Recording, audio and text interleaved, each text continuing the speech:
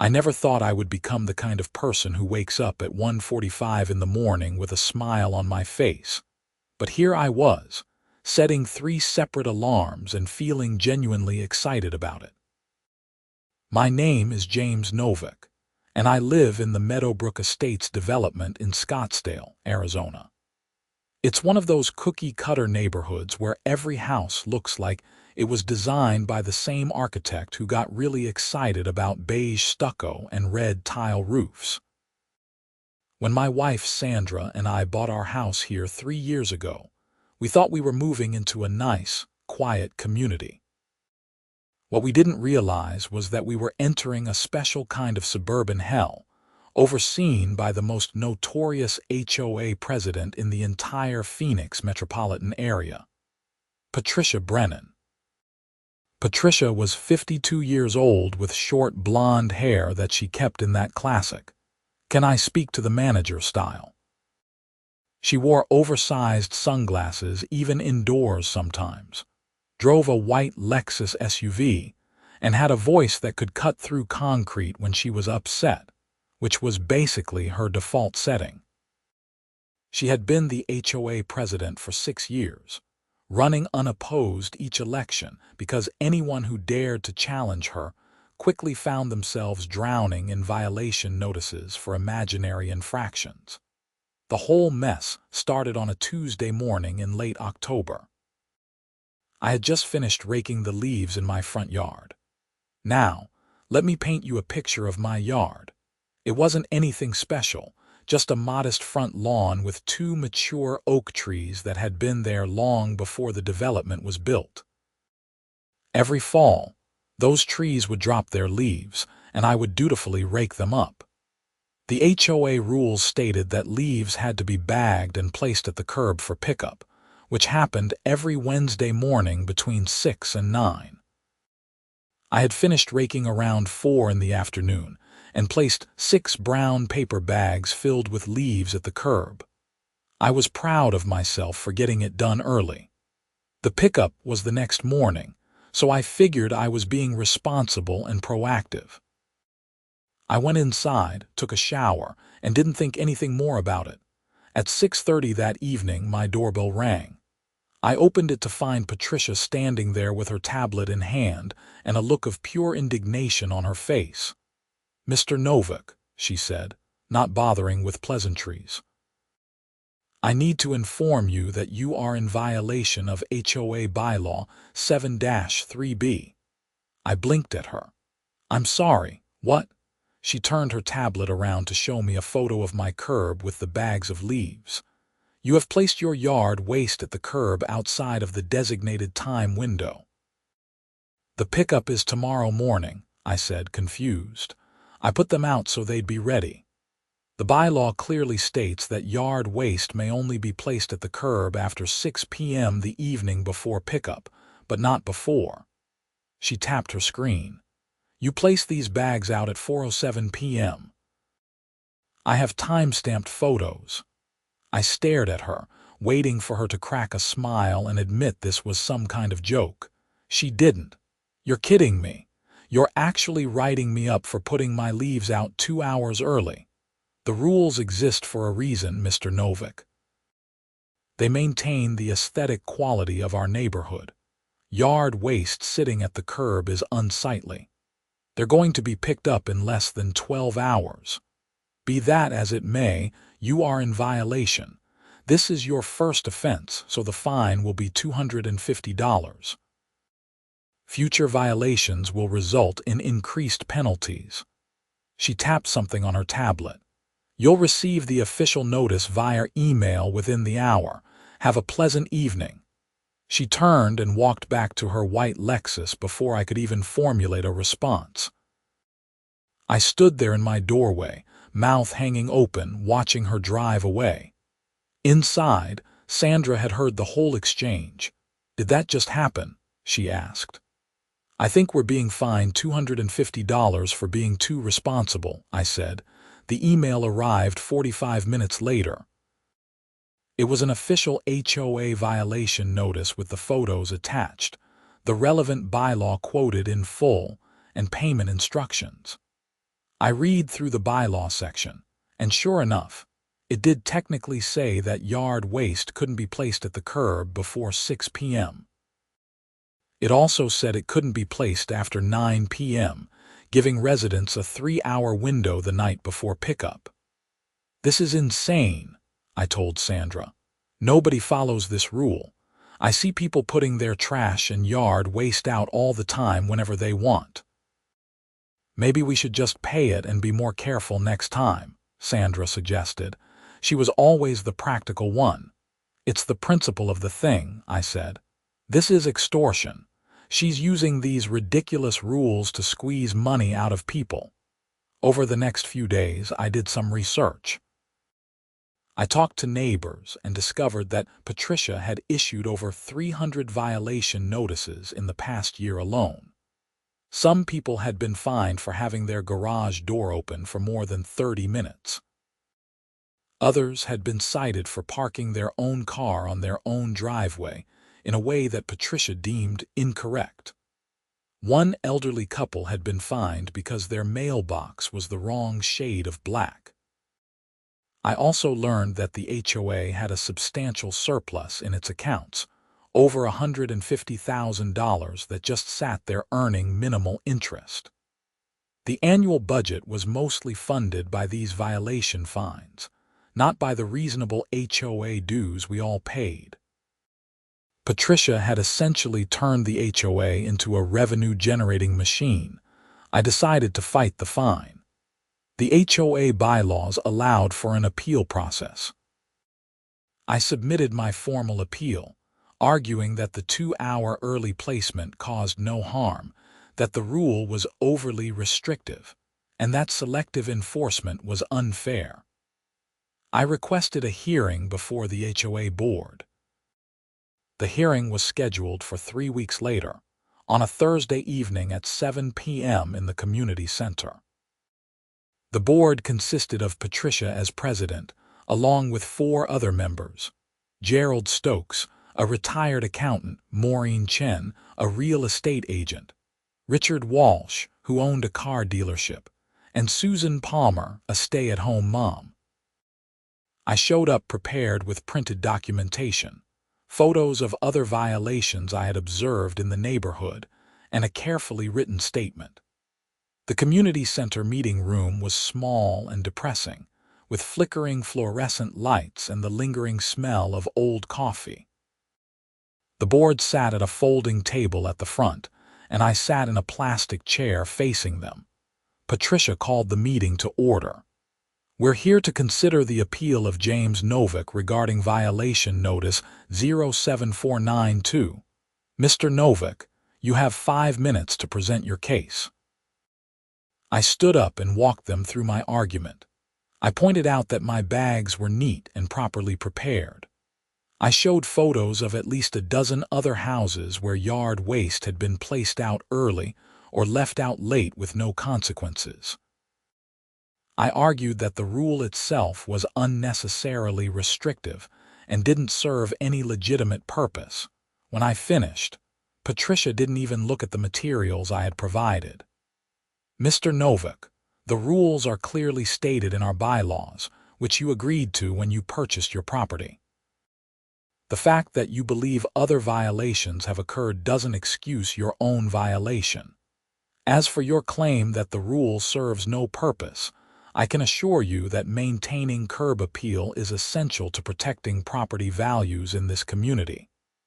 "But I'm asking for discretion," I said. "The spirit of the rule is to prevent yard waste from sitting out for days. Mine was going to be picked up 12 hours later." "The rule is the rule," Patricia said flatly. She looked at the other board members. "Do any of you have questions for Mr. Novak?" Gerald cleared his throat. "I think Mr. Novak makes some valid points about proportionality. We're voting on whether the fine was properly assessed, not whether we like the rule," Patricia interrupted.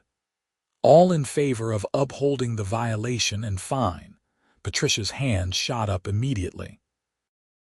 After a moment of uncomfortable silence, Maureen and Richard raised their hands as well. Susan looked conflicted but eventually raised hers too. Only Gerald kept his hand down. 4-1, the violation is upheld, Patricia announced. Payment is due within 30 days. This hearing is adjourned. I left the community center feeling angry and powerless. Sandra tried to calm me down when I got home, but I was beyond reason. This is corruption, I said.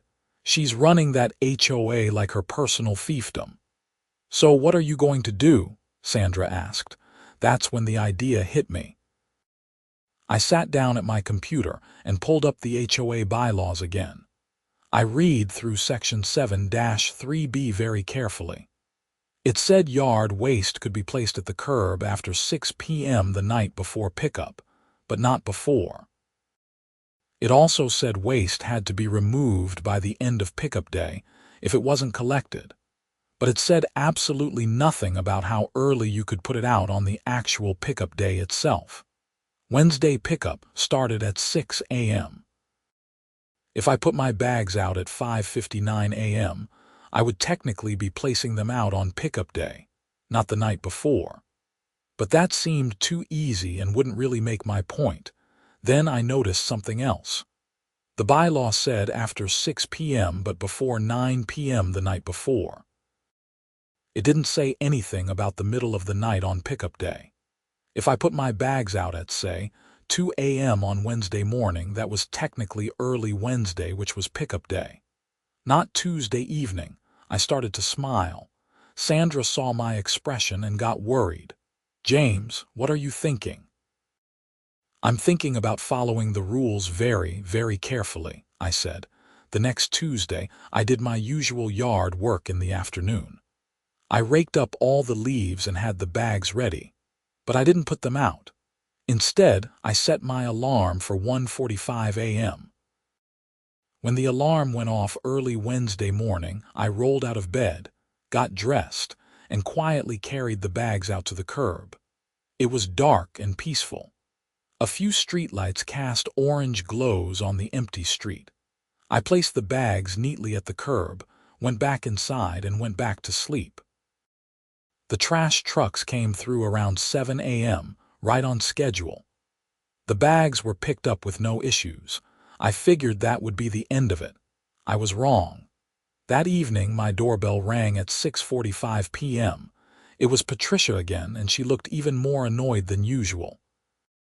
Mr. Novak, I've received a noise complaint about you, she said.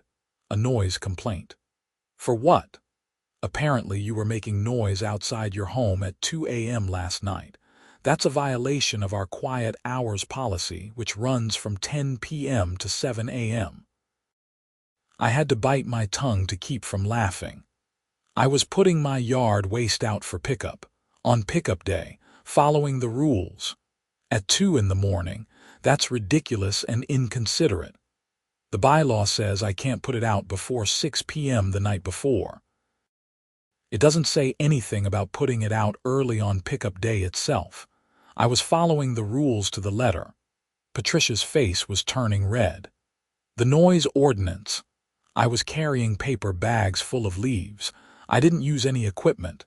I didn't slam any gates. I was as quiet as possible. If someone heard me, they must have been really paying attention. This is absurd, Mr. Novak. I agree. But you know what's also absurd? Fining people $250 for putting their leaves out 2 hours early. So I guess we're all being absurd together now. She pointed a finger at me. I'm warning you. If I receive any more complaints, then you can document them and we can have another hearing, I said. Have a pleasant evening, Patricia. I closed the door before she could respond. Sandra was standing in the hallway, shaking her head. You're really going to do this? Every single week, I said. Until she either drops the fine or admits the whole rule is stupid. And that's exactly what I did. The next Tuesday, I raked my leaves and prepared my bags. At 1:45 a.m. on Wednesday, I carried them out to the curb. I was careful to be as quiet as possible, but I wasn't going to tiptoe around my own property. I had every right to use my yard. The following week, Patricia left a notice on my door stating that multiple neighbors had complained about early morning disturbances. The notice warned that continued violations of quiet hours could result in fines. But the notice wasn't an official violation notice, just a warning. I continued my routine.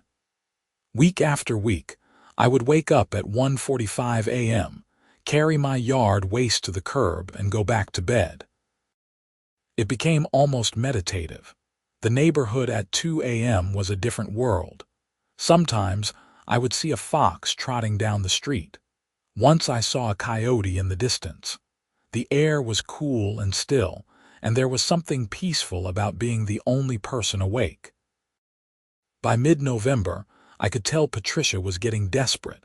She started showing up at odd hours, trying to catch me doing something wrong. One night, I saw her white Lexus parked down the street at 1:30 in the morning. When I came out with my bags at 2, she was recording me with her phone. "Good morning, Patricia," I called out cheerfully. "Beautiful night, isn't it?" She didn't respond, just kept recording. I placed my bags at the curb with exaggerated care, making sure each one was perfectly positioned. Then I waved at her camera and went back inside. The next day, I received an official violation notice for creating a public nuisance. The fine was $500. The notice claimed that my early morning activities were disturbing the peace and that multiple residents had complained. I immediately filed for another hearing. This time, I was even more prepared. I printed out the complete HOA bylaws and highlighted every relevant section. I also prepared a list of questions I wanted answered under oath. The hearing was scheduled for early December. This time, the meeting room was more crowded. Word had spread through the neighborhood about my dispute with Patricia, and apparently, I had inadvertently become a folk hero to some of the other residents who were tired of her enforcement tactics. About 15 people showed up to watch, which was unheard of for an HOA hearing. Patricia looked displeased by the turnout. She called the meeting to order and went through the formalities. When it was my turn to speak, I stood up and addressed the board directly. "I want to start by being very clear about what's happening here," I said. I was fined $250 for placing yard waste at my curb 2 hours before the designated time window. I appealed that fine, and it was upheld by this board. In response, I started placing my yard waste out in the early morning hours of pickup day, which is technically allowed under the bylaws. Now I'm being fined $500 for creating a public nuisance. I held up the violation notice. This notice claims that multiple residents have complained. I would like to know specifically who complained when they complained and what exactly they complained about. Under the HOA bylaws, I have a right to face my accusers. Patricia shifted uncomfortably. "We keep complainants anonymous to protect them from retaliation." "That's not in the bylaws," I said. "In fact, Section 12-7 states that any party accused of a violation has the right to review all evidence and testimony against them. So I'm formally requesting the identity of everyone who complained and copies of their complaints." Gerald, the retired accountant who had voted against the first fine, spoke up. "Mr. Novak is correct. The bylaws do require disclosure of complaints in disciplinary hearings." Patricia glared at him. "Fine. 3 residents complained. Mrs. Henderson at 114 Oak Street, Mr. Pearson at 122 Oak Street, and Mrs. Foster at 130 Oak Street." I pulled out a map of the neighborhood that I had printed. "All 3 of those addresses are more than 300 feet from my property. Mrs. Henderson's bedroom window faces the opposite direction from my house. Mr. Pearson has hearing aids that he removes at night, according to his wife, who I spoke with yesterday. And Mrs. Foster admitted to me that she's never actually heard me, but she heard from someone else that I was making noise. I looked directly at Patricia. Were these complaints made voluntarily or did you solicit them? I don't like what you're implying, Patricia said. I'm not implying anything. I'm asking a direct question. Did these residents contact you to complain, or did you contact them first? The room was silent. Patricia's face was getting red again. I may have mentioned to some concerned neighbors that there were reports of early morning disturbances and asked if they had noticed anything. So you went around suggesting to people that they should be disturbed, and then used their responses as evidence against me, I said. That's not a legitimate complaint process. That's you manufacturing violations.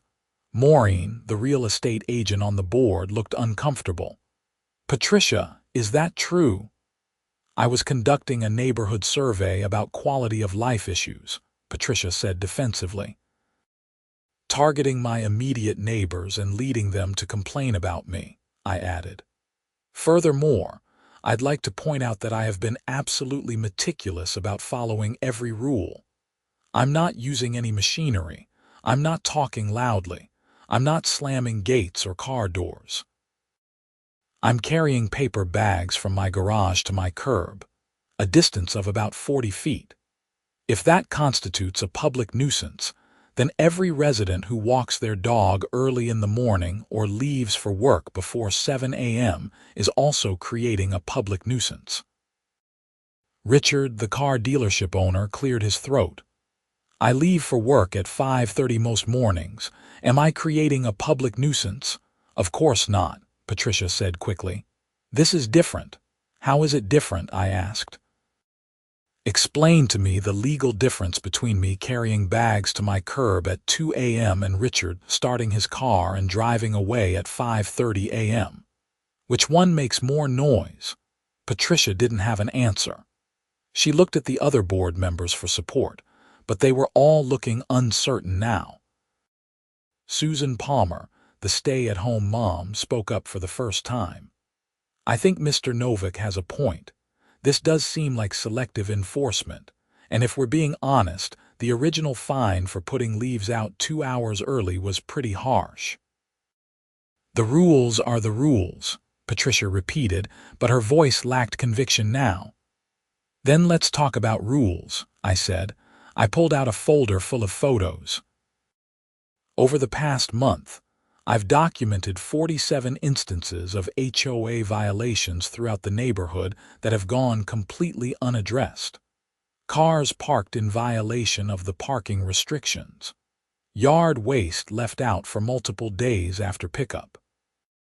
Holiday decorations put up outside the designated time frame.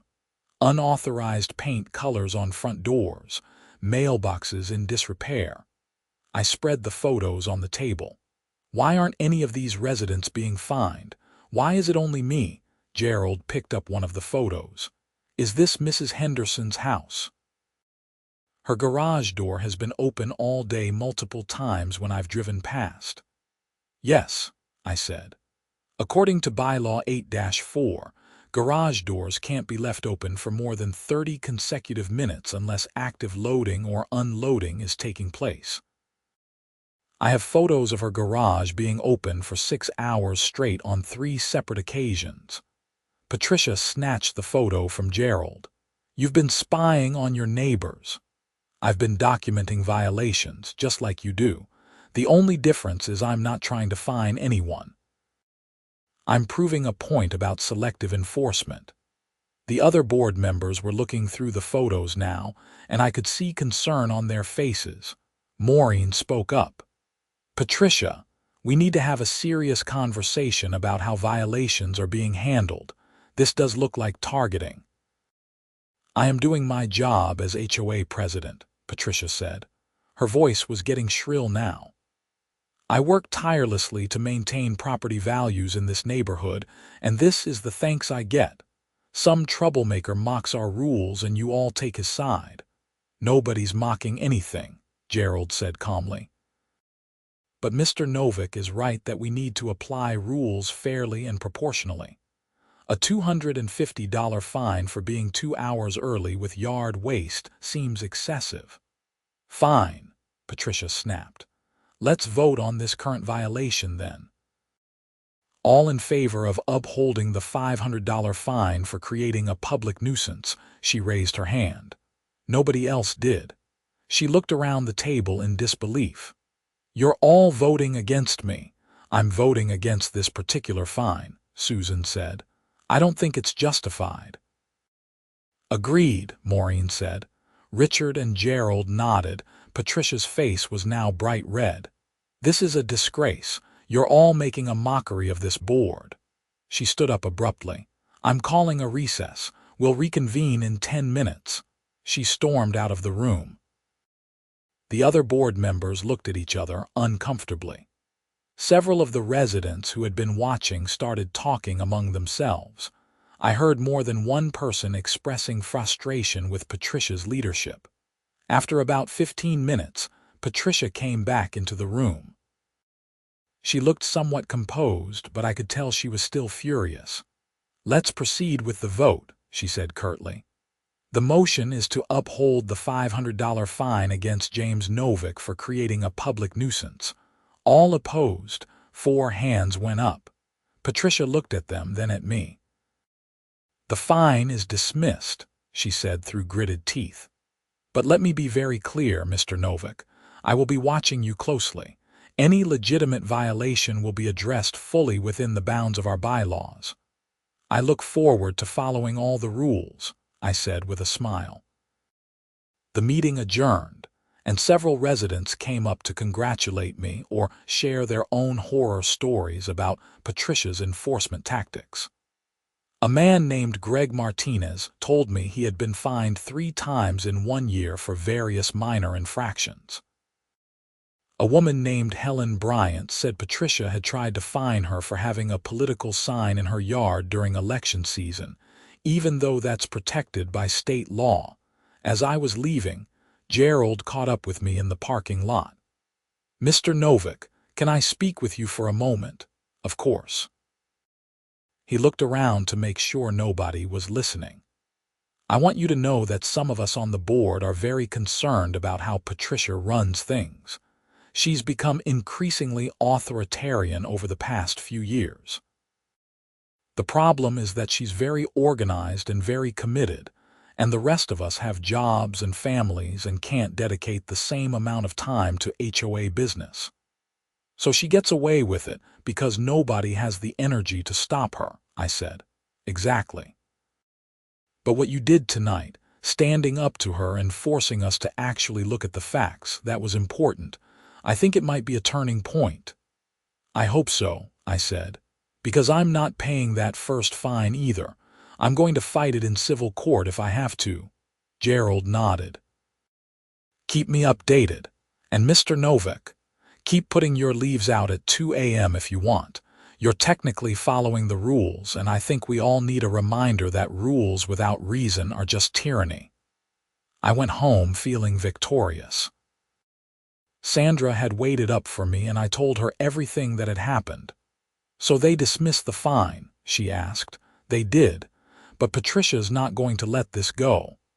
What are you going to do about the original fine? I'm going to refuse to pay it. Let's see what she does. Over the next few weeks, I continued my 2 a.m. routine. I also started paying closer attention to HOA activities. I requested copies of board meeting minutes for the past 3 years, which I was entitled to as a homeowner. I started attending the monthly board meetings, which were usually sparsely attended. What I discovered was troubling. Patricia had been using HOA funds in questionable ways. She had hired her brother's landscaping company for common area maintenance at rates that seemed inflated. She had approved expensive upgrades to the community center that benefited her personally since she used it for her book club. She had spent thousands of dollars on consulting fees to a company that appeared to be a shell corporation. I wasn't an accountant, but it smelled like embezzlement to me. I shared my findings with Gerald, who had 30 years of experience in accounting. He went through the documents with a professional eye and confirmed my suspicions. This is bad, he he said. There's been at least $20,000 in inappropriate expenditures over the past 2 years. Maybe more. What do we do? I asked. We need to call an emergency board meeting and vote to authorize an independent audit, and we need to do it before Patricia has a chance to cover her tracks. Gerald managed to get Susan and Maureen on board. As board members, they had the authority to call an emergency meeting with 48 hours' notice. The meeting was scheduled for a Saturday morning in mid-December. When Patricia walked into the community center and saw the full board assembled, plus me and about a dozen other residents who had heard what was happening, her expression turned cold. "What's this about?" she demanded. Gerald stood up. "Patricia, we need to discuss some financial irregularities that have been brought to our attention. We're calling for an independent audit of HOA finances for the past 3 years. "That's ridiculous," Patricia said. "Our finances are in perfect order. I manage them personally." "That's part of the problem," Maureen said. "There's supposed to be oversight and segregation of duties. You've been essentially operating as a one-woman show. Because the rest of you are too lazy to help." Patricia's voice was rising.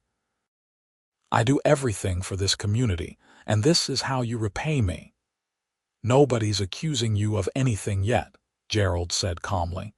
"We just want an independent accountant to review the books and make sure everything is in order. If everything is fine, then you'll be vindicated." "I don't need to be vindicated. I haven't done anything wrong." Susan spoke up. "Then you shouldn't have any objection to an audit. We're voting on this now. All in favor of authorizing an independent audit." 4 hands went up. Only Patricia abstained. "This is a witch hunt," she said. "You're all going to regret this." The audit was contracted to a local accounting firm that specialized in HOA finances. It took them 3 weeks to complete their review. Their report, delivered in early January, was damning.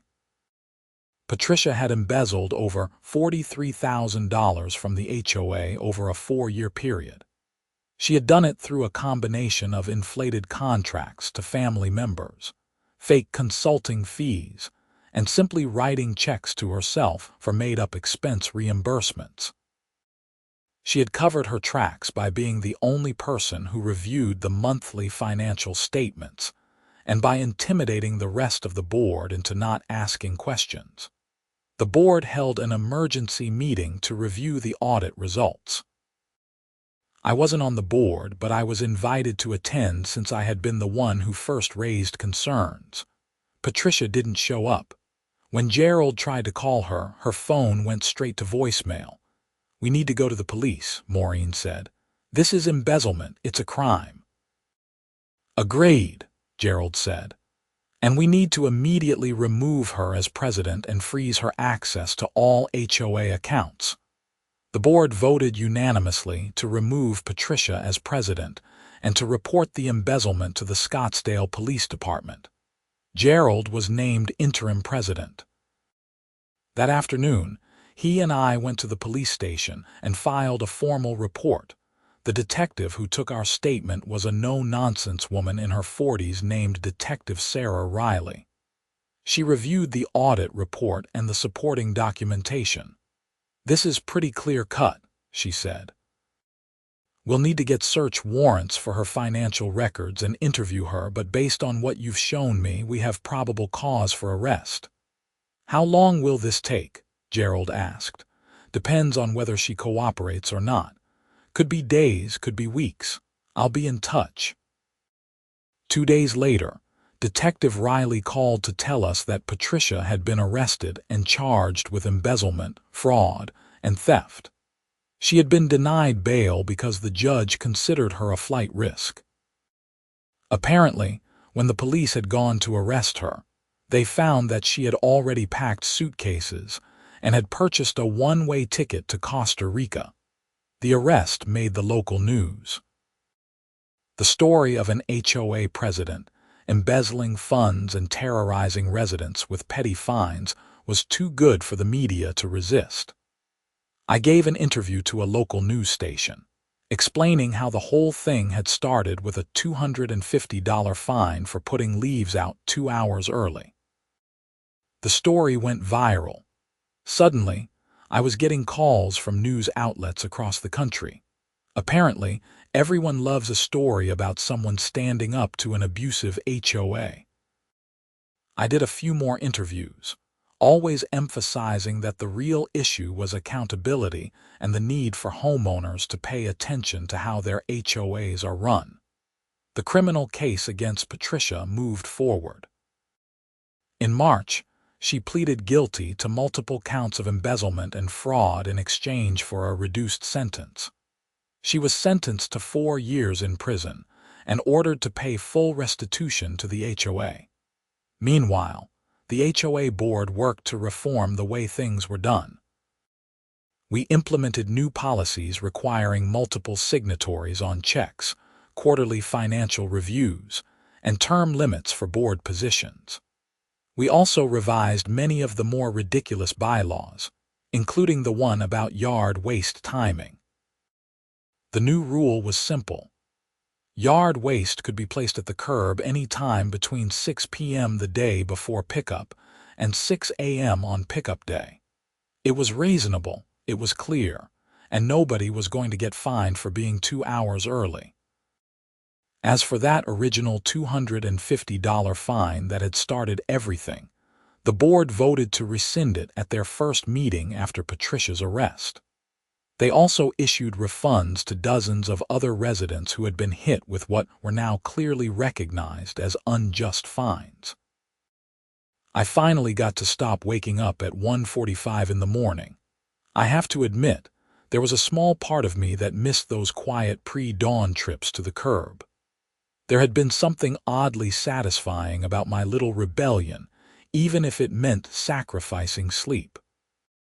One evening in late April, I was out front working in my yard when Helen Bryant walked past with her dog. She stopped to chat. "I just want to thank you again for what you did," she said. "Standing up to Patricia like that. A lot of us wanted to fight back, but we were too intimidated or didn't know how. I just got lucky that I'm stubborn and had some time to dig into the details," I said. "No, it was more than that. You showed all of us that these little tyrants only have power if we let them. And you proved that sometimes you have to be creative in how you resist. Who would have thought that waking up at 2 a.m. would bring down an HOA president?" I laughed. "I definitely didn't plan it that way. I just wanted to make a point about a stupid rule." "Well, you made your point and then some. The neighborhood is so much better now. Gerald's doing a great job as president. He actually listens to people. That's the difference between someone who wants to serve the community and someone who wants to control it," I said. She smiled and continued her walk. I went back to my gardening, thinking about how strange the whole experience had been. I had moved to Meadowbrook Estates looking for a quiet suburban life, and instead, I had ended up in a months-long battle with a corrupt HOA president that culminated in criminal charges and national news coverage. The following week, I was raking leaves again. It was early May, and the oak trees were dropping the last of their spring debris. I bagged everything up and checked my watch. It was 3 in the afternoon. The new bylaw said I could put the bags out after 6 p.m. But you know what? I decided to wait. Not because I was afraid of being fined, but because I had learned something through all of this. Rules, even imperfect ones, serve a purpose when they're applied fairly and reasonably.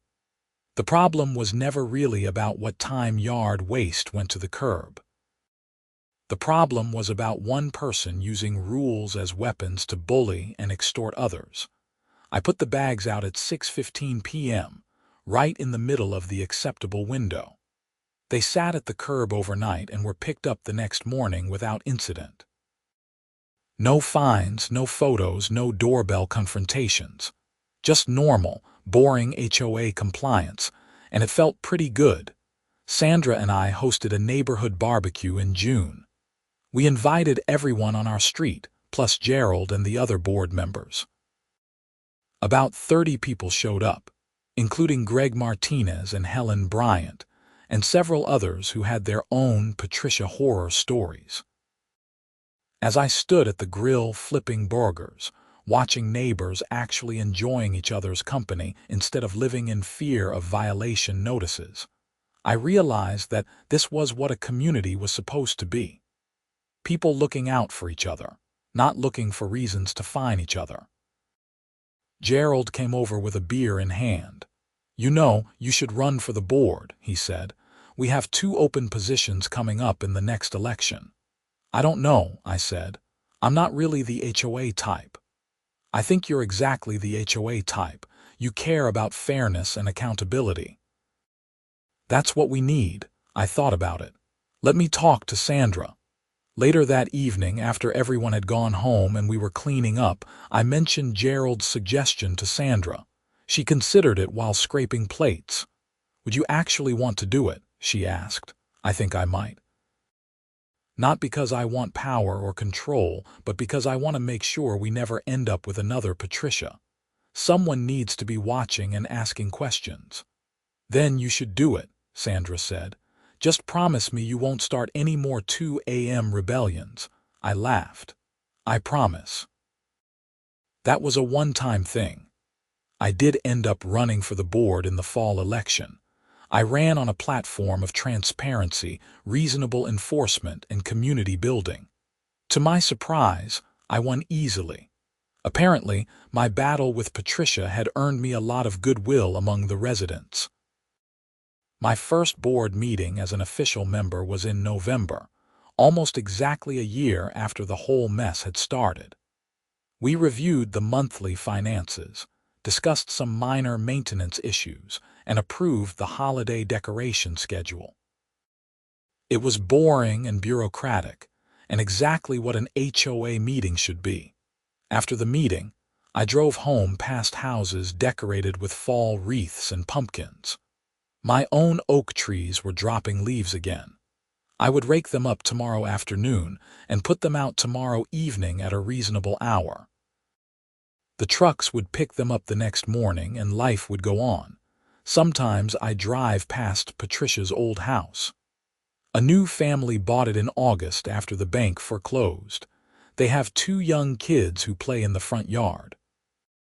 I see them and think about how they'll grow up in a neighborhood that's a little bit better because one stubborn homeowner decided that a $250 fine for putting leaves out 2 hours early was a bridge too far. The whole experience taught me something important about how small injustices, left unchallenged, can grow into systemic abuse. Patricia didn't start out embezzling $43,000. She started out wielding petty rules to establish dominance. She learned that she could get away with it because most people would rather pay an unjust fine than fight back. And once she had that power, once she learned that nobody would challenge her, the corruption became inevitable. But it also taught me that resistance doesn't have to be dramatic or confrontational. Sometimes it's just about being stubborn, following the rules more carefully than the rule makers intended, and forcing everyone to confront the absurdity of their own systems. My 2 a.m. leaf disposal was ridiculous, yes, but it was no more ridiculous than the rule I was protesting. I still see Detective Riley sometimes at the local coffee shop. She told me that Patricia's case ended up leading to investigations of several other HOA boards in the area. Apparently, the problem of HOA corruption is more widespread than most people realize. Lots of little Patricias out there, wielding their clipboards and bylaws like scepters. "You started something," Detective Riley told me over coffee one morning. "We've had more HOA-related complaints and requests for investigation in the past 6 months than in the previous 5 years combined. People are finally paying attention." "That's good," I said.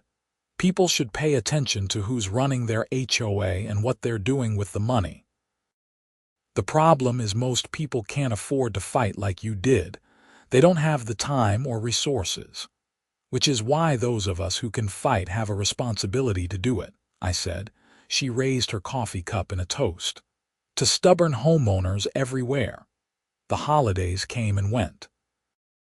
The neighborhood looked beautiful with tasteful decorations that were put up during the approved time frame and taken down promptly afterward. But the difference was that nobody was afraid. If someone's lights stayed up an extra week because they were busy or sick or just forgot, nobody was going to find them. The board would send a friendly reminder, and that would be that. In February, we had our annual HOA meeting where all the homeowners gathered to review the previous year and plan for the next one. The community center was packed, which was unprecedented. People actually cared now about what was happening with their HOA. Gerald gave a presentation about our finances, showing how we had recovered the embezzled funds through restitution and insurance. He talked about the new oversight procedures we had implemented. He showed charts demonstrating how violation fines had decreased by 90% while compliance had actually improved. When you treat people with respect and make reasonable rules, Gerald said, they follow them voluntarily. Who knew? Everyone laughed. Then someone raised a hand. I have a question about the leaf disposal rule. My heart sank. Here we go again. The current rule says we can put yard waste out between 6 p.m. the day before and 6 a.m. on pickup day. But 6 a.m. is really early. I'm usually still asleep. Can we change it to 8 a.m.? I waited for the controversy, but instead, Gerald just nodded. That's a reasonable request. Let's put it to a vote. All in favor of changing the yard waste window to 6 p.m. through 8 a.m. Almost every hand went up. Just like that, the rule was changed. No drama, no fighting, no 2 a.m. wake-up calls required. Just reasonable people making reasonable decisions together. After the meeting, a young couple who had recently moved into the neighborhood approached me. "Are you James Novak?" the husband asked. "That's me.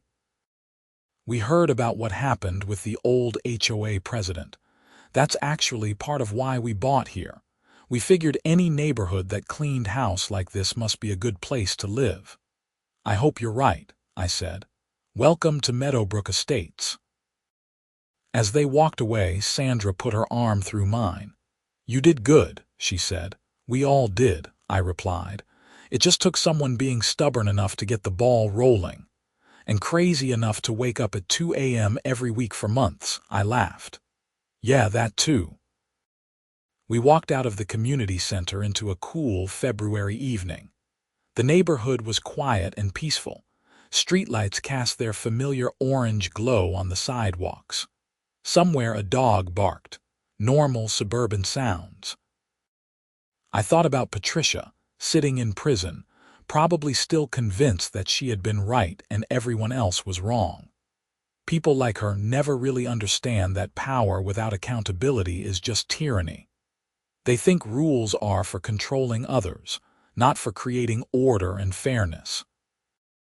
But I also thought about all the residents who had been living under her thumb, paying unjust fines and accepting unreasonable rules because they didn't think they had any other choice.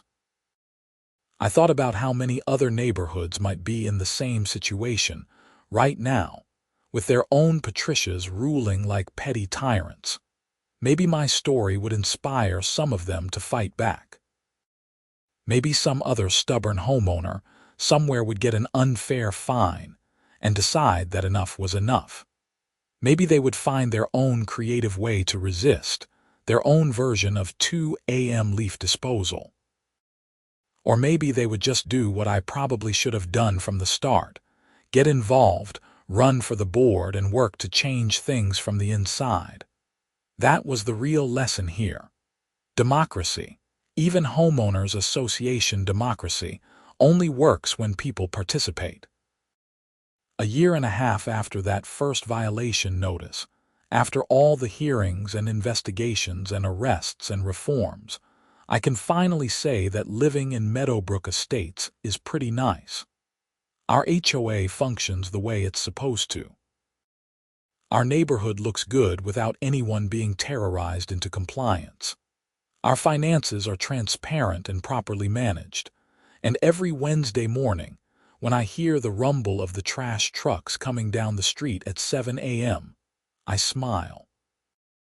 Because my yard waste bags are sitting at the curb, placed there at a reasonable hour, in compliance with reasonable rules, in a neighborhood that finally figured out how to govern itself properly.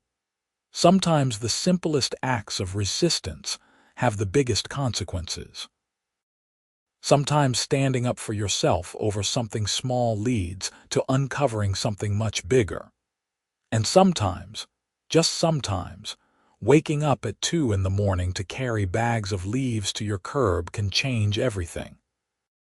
I still have those 3 alarms set on my phone, the ones I used for my months of early morning leaf disposal. I haven't deleted them. They're just turned off now. But they're there as a reminder of what I'm capable of when pushed too far, and what a community can accomplish when people finally decide they've had enough. The other day, I saw a woman walking past my house taking pictures of yards on her phone. For a moment, my blood pressure spiked. Then I recognized her as one of the new residents who had joined the HOA landscaping committee. She was documenting drought-resistant landscaping ideas to share with other homeowners as suggestions, not violations.